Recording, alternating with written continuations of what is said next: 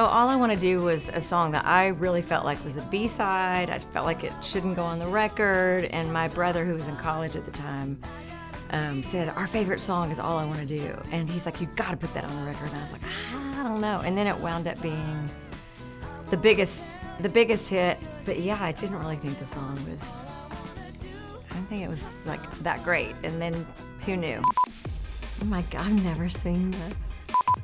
Oh my God. Does that make sense? IET, I am Sheryl Crow, and this is my retrospective. Oh my goodness. That's some crazy hair. I mean, I do feel like I was really, even though 28 is not that young, I had literally just moved to LA from being a school teacher, you know, and I see somebody who's really innocent and who's like just taking it all in.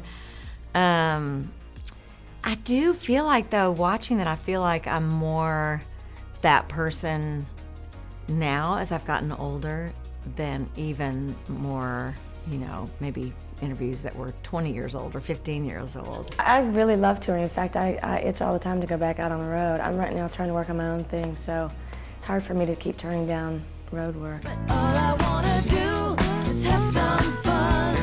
Oh yeah, I remember it well. So All I Want to Do was a song that I really felt like was a B-side. I felt like it shouldn't go on the record. And my brother, who was in college at the time, said, our favorite song is All I Want to Do. And he's like, you got to put that on the record. And I was like, I don't know. And then it wound up being the biggest hit. And I do remember the first time hearing it. I was driving through Beverly Hills coming back from the dentist, and I heard it on the radio. And literally, when you hear yourself on the radio, you know, you just want to roll down your windows and like yell at people going, that's me. But yeah, I didn't really think the song was, I didn't think it was like that great. And then who knew? And the record of the year is All I Want to Do, Sheryl Crow. Oh, there's my dad and my mom. Aww. I've never seen one of these. Oh, so. wow. There it is. Dun, dun, dun. very I'm gonna wear it actually. You should, yeah. I think I'm gonna take off all my clothes and go to the party tonight just wearing me out. I look at that and I go, oh my gosh, it's like the Beverly Hillbillies. I mean, I was so not, I wasn't slick. I represent every young girl from a small town who happened to make it big. The next day, everything changed. I mean, the Grammys put you on the map. It sold your records. It gave people an indication that you were here to stay, and it was huge. When you go, all I know is you're my favorite mistake. What did you think about fans speculating about the song, and like, was that kind of the intention? Well, I would say that when I wrote the song, I wasn't thinking about how people were going to receive it, or if they were going to try to figure out who it was about, because you never know if anybody's ever going to hear your song anyway. And there was a lot of hilarious speculation about who the song was about. But you know, it's the one song that when I hear it on the radio, I still enjoy hearing it. You know, a lot of times you listen with a critical ear to your stuff, and that one I can just enjoy. It's still my favorite single. It feels like it just feels like a classic, you know. I sing along. It makes me feel good. When I hear the song, I feel how I felt when I wrote it. You made pie? Nope. Oh my. I don't think I ever saw that. Think anyone's ever made a pie out of pickles? I hope not. I love Owen. I mean, I still love Owen. He's so dear to me and one of the funniest people I know, and just a good dude. And I never acted, and I thought this could be really fun. You were good. Thank you. I just can't believe I wasn't nominated for Best Supporting. I think I was in the movie for like 5 minutes. Oh, I miss him. Prince is somebody I look at and I think he was otherworldly. He was a genius. He invited me to come to Paisley Park. We went to First Avenue. We kind of took over the band. We just became friends, I think, just through mutual love of music. And him coming to the Lilith Fair was unbelievable, because the last person you would expect to walk out during an all-female bill and just to I mean, he shut the place down. Just incredible. So how did it come about, though, that you would be a mentor on The Voice with Blake? Well, I've just been, honest to God, I mean, I've just been a huge fan of Sheryl's since day one. She's a Hall of Famer. She's all the things that you hope to be, you know what I mean, when you get into this business. She's just, you really are. I love Blake, but having him want me to come on, and I mean, he could have anybody, so that's a huge compliment. Well, what's interesting is that you revealed to us, I believe in a later interview, that you were asked to be a coach on The Voice at one point. Yeah. Before it even started. Originally, I felt like I didn't want to lock, stock, and barrel pick up and move back to LA. I had 2 small boys. I wanted them to have what was, you know, to me, a relatively normal life. I can't see picking up again. I mean, they're teenagers. I don't want to miss any time away from them, and they're not going to move. They don't want to move, so. We're outside all the time. Yeah. And one of the things, especially with little boys, you know, raising them in nature has been, it's been so helpful. My kids get an allowance and they have a list of chores. I mean, some of it's really stupid, but they have to make their beds. It's all just house stuff, but they have to do it, so, and they know it. Do your kids realize how cool their mom is? I think they think their mom is cool if she just keeps a low profile and doesn't embarrass them. You know, they are teenagers. But I think they're proud of me. You know, they came to the Rock and Roll Hall of Fame, and I think that was really the first time that they got to see basically like a retrospective of who I was before they came along.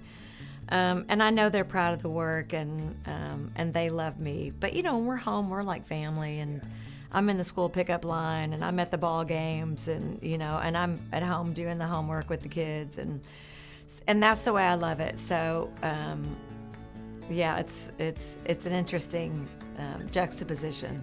Sheryl's 2 sons, who she adopted, were on hand for her Rock and Roll Hall of Fame induction 5 months ago. There, she got to perform with one of her idols, Stevie Nicks. Gotta feel like hell tonight. Aw, Stevie. I mean, honestly, if it weren't for Stevie, I'm sure I would not be doing what I'm doing. Sister Sheryl, come get inducted. I've known Laura so many years. We have been there for each other in the really high highs and the really low lows. And we've been there for when we've been having kids and adopting kids, and in our travels, we've been to Italy together. And I mean, she's just a super real woman who is the greatest friend. And I love her, and I would do anything for her. We got to get you on Palm Royale next season. Her show. Would love it. And the 62-year-old is nowhere near done. She just released her 11th studio album, Evolution, featuring her lead single titled Alarm Clock. That's why I hate my alarm clock. I wanted to write a song about my alarm clock because, I mean, literally, I walked into the studio one day and said, I want to write a song about my alarm clock. I hate mornings. My 13-year-old's the same way. It's like, don't talk to me until I've had a cup of coffee. And the funny thing is, right around writing that, the Rock and Roll Hall of Fame nominations were announced. And so I was like, oh yeah, I get up at 6 a.m., but that used to be when I would get home. It would be like 6 a.m., you know, rock star and everything.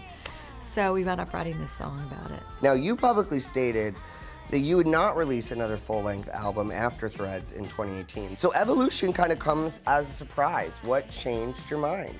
What was happening around me at the time was my kids were driving off to school, and I would sit down with my guitar and a notepad and try to figure out what are we doing in our evolution? What are we doing as a society when we're inviting AI to become the thing that informs us? I mean, we're not even understanding what truth is anymore. And to be raising 2 kids and to watch the vitriol that is being sort of wielded between us, it's a very strange time. But for an artist, it's the only thing that I know to do is to go to a notepad and a guitar or a bass or a piano and figure it out. And so that's how all of these songs came about. They're actually going out with Pink in the fall, which will be a lot of fun. Huge fan. Will you be up in the air doing aerials? I will not be up in the air. I will be firmly on the ground. I may wear some high heels.